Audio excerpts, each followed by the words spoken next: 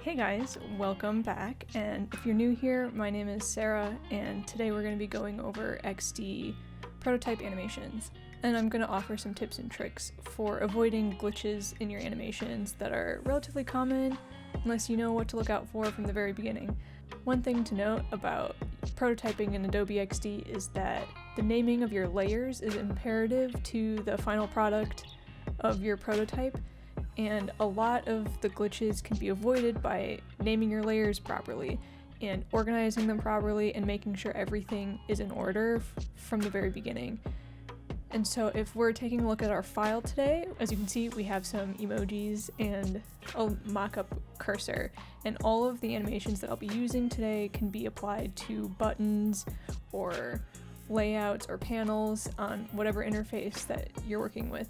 We're also going to be using a little mask feature so that we can get some neat transitions, and I think masks are really useful for adding a bit of flair to your animation transitions, so something to keep in mind as you're going forward.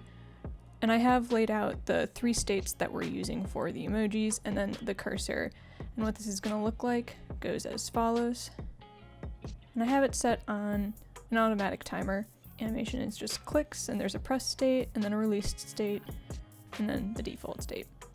Each of these 2 pieces are components that have the different frames of the animation already contained within them, and I have each of those states hidden, and when you're making your initial component for your animation, and you know that there's going to be other states, it's important not to delete layers within the default state or any of the other states. And what I mean by that is if we go in here and we open up this first face, you can see that I have the other 2 frames, the press state and the active state, already inside of this component, but you can see that I have them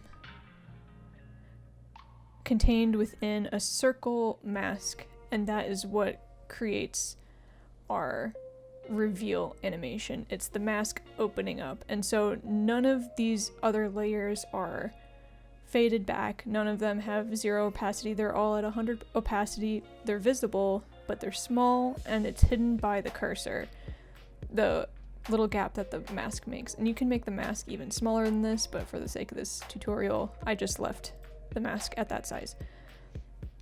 And the same goes for the 3rd state. That one is also contained within a mask. As you can see, even though they're all emojis, I could have named them all the same, but instead of doing that, I named them face 1, face 2, face 3. And it's important to either number or letter your layers, especially if they're very similar to each other. And you need to make sure that face 1 is always face 1, and then there's a face 2, face 3. You have to make sure that they're numbered or lettered in some form or fashion in order to avoid glitches. And the reason why we're numbering and lettering our layers is because we'll be using auto-animate, and auto-animate essentially recognizes the similarities and differences between the frames that you're linking up. And if a layer gets misnamed, the auto-animate won't work, and it'll glitch, it'll switch all of your components around, and it'll look really funky, and things will be flying all over the place. And so to avoid that, keeping them named so that they link up properly to the next frame is important.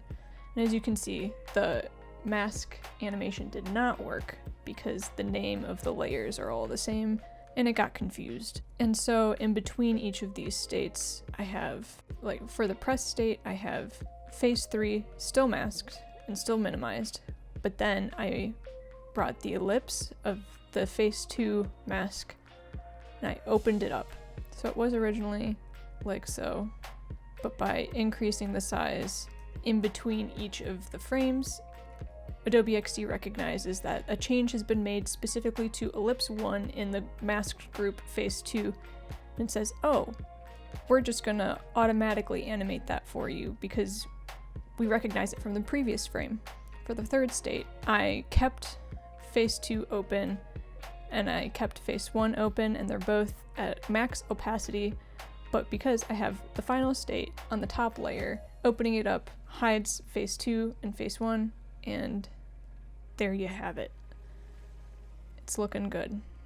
So let's say we want to do this same technique but apply it to a button. And so we're going to go ahead and make our new artboard. And this is where we're going to be making the component, the button component.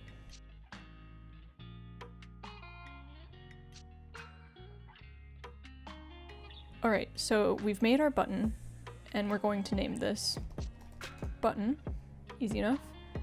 And I'm going to title this as background, and we'll leave the text as is. But when you click the button, I want there to be a neat little swipe animation of a color swooping through and filling the button with, let's say, pink. And so to do that, we're going to be making more states, but for starters. And so for the active state, I'm going to create the elements that make up the active state hidden within this default state so that we don't have to copy them over when we start making the new state. We can just hide them for now and then open them up when we make the new state. So I'm going to create a mask that is angled because that's the shape that I want the color to sweep in as, with this little 45-70 degree angle of sorts. And then I'm going to make sure that the new color is a different name. Otherwise the animation will get confused. And then we're going to make this fill, move it over, and then mask with shape. But then I'm going to take this mask and move it off to the side so that the color is completely hidden. And for the color, I'm going to pick a neat rosy coral. So there, we have all of the pieces of the animation, but I don't want this sitting out here all willy-nilly. So I'm going to mask it so that the shape of our component isn't all the way out here.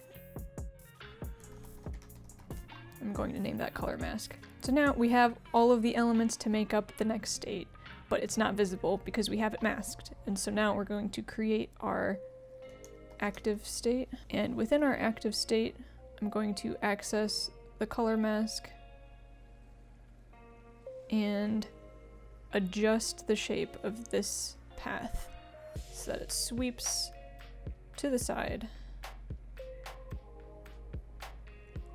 And make sure that the text is on top. And because I messed up there, the order was wrong. I'm moving the text on top of the color mask. And something to note about me having done that, the order of the layers can also confuse Adobe XD and cause some weird fading and transparency as the next slide is transitioning, and it can cause your animation to blink. So let me bring this in.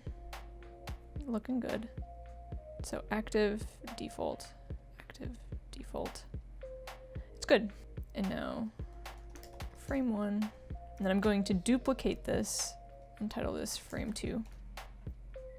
And then I'm just going to change the state to active. Looking good. And now we can switch to the prototype tab up here. And as you can see, I have it set to a timer because that's what the emoji prototype was all about. And we want this button to animate upon click. And so I'm taking this button arrow and dragging it over to this frame. So now clicking this button will auto-animate and ease out for a total of 0.5 seconds.